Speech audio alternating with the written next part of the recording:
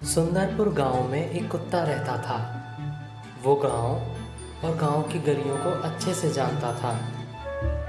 एक बार वो कहीं जा रहा था। चलते चलते वो बैठकर सोचने लगा और बोला, अगर मेरे पास हड्डी होती तो कितना अच्छा होता। इतना कहकर वो फिर चलने लगा।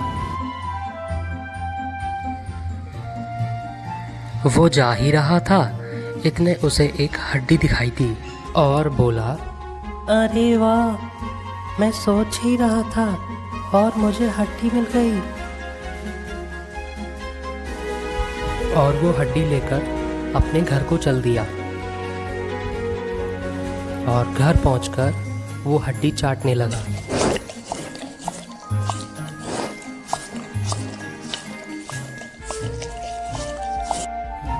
फिर उसने सोचा, अगर मैं इसे जल्दी खा जाऊंगा तो ये जल्दी ख़त्म हो जाएगी, इसलिए अब मैं इसे थोड़ा थोड़ा करके खाऊंगा। और बोला, अगर इसे कोई ले गया तो फिर मैं क्या खाऊंगा। ऐसा करता हूँ, इसे कहीं छुपा देता हूँ। और वो उसे लेकर छुपाने लगा।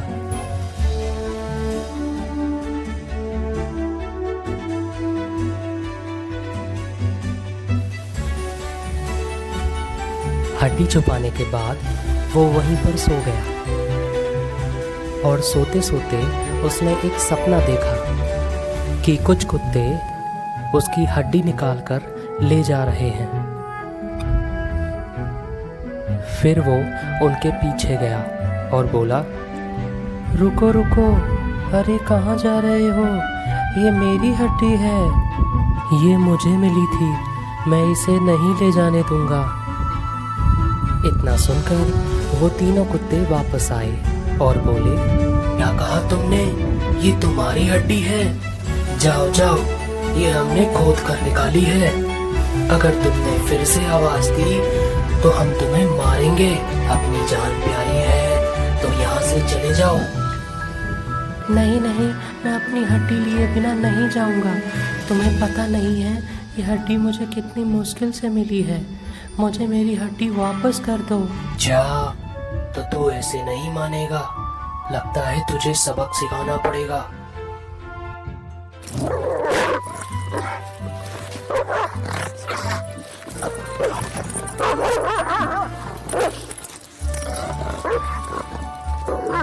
कुछ देर बाद उसकी नींद खुली और वो रोते रोते बोला, ओ मेरी हड्डी वो ले गए।